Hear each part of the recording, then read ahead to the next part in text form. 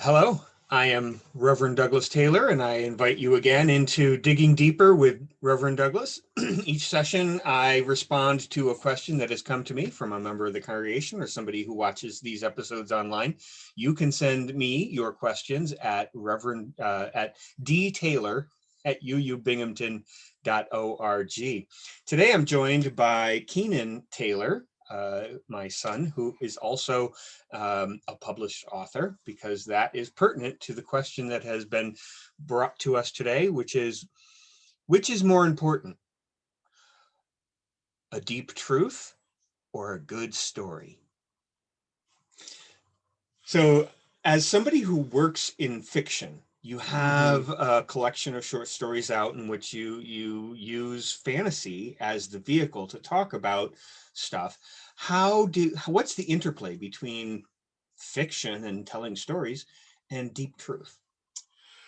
So I would say that I don't set out in my fantasy stories to examine deep truths. I don't try to make direct allegory or reference to current events. I think that the way that I write is in the trade called a discovery writer. I make the character motivations, I make the kind of basic societal values, elements of the ecology, and uh, when I know the characters' motivations, I let them go. And because I think about a lot of current events, because I'm fascinated by history Mhm, and mhm.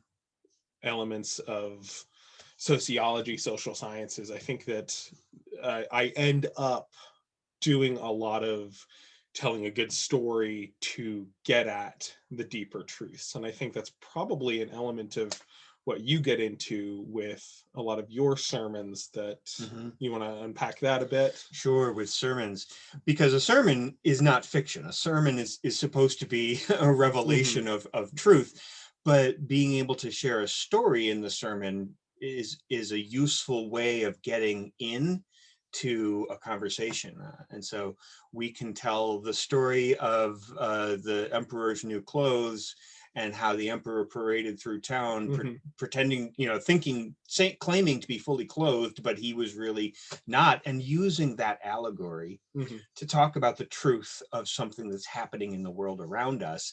It allows people who are listening to go, that's really interesting, that's entertaining, and then also, oh, that's us, that's right now. And so it's almost like a good story can slip in. Mm-hmm. One of the authors that I've always appreciated is, authors, uh, the producers of stories Mm-hmm. that I've always appreciated is Rod Serling, who grew up in Binghamton, New York, where Mm-hmm. we are right now.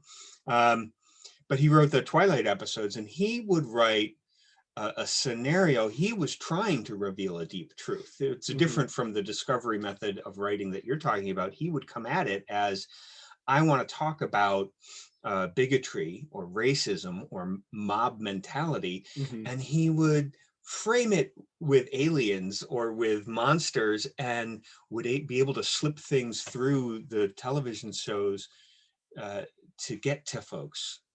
Mm-hmm. Um, do you think there are some themes that come out of your writing that you hope people catch on to?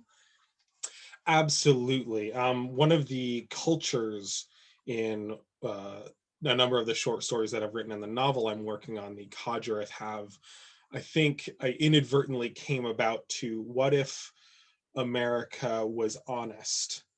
They have a prison system wherein you serve your sentence in the form of slavery. So it's kind of a spin on private prisons. Mm-hmm.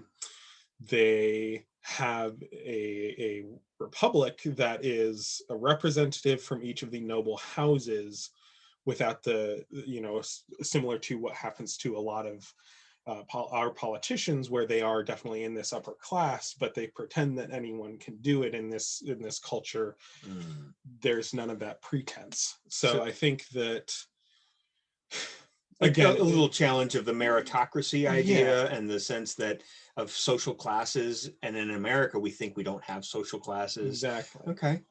Yeah, I think that just in general, this is a really useful tool to help viewers, readers strip away their preconceptions and biases, looking at a subject that is done using Martians instead of Hmm. Democrats, for example, Yeah, as Rod Serling would allows put it. us to see things a bit more objectively. Hmm. And that's something that, again, I don't set out to necessarily do in my writing, but I find comes out time and time again is, you know, in my appreciation and obsession of researching history, current events, that sort of thing.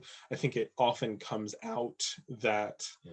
I am creating a new lens through which my readers can understand some of these topics and Hmm. maybe look at it from a perspective that makes it click in a way that it didn't Right. coming at it from uh, the perspective of someone who has grown up in this context.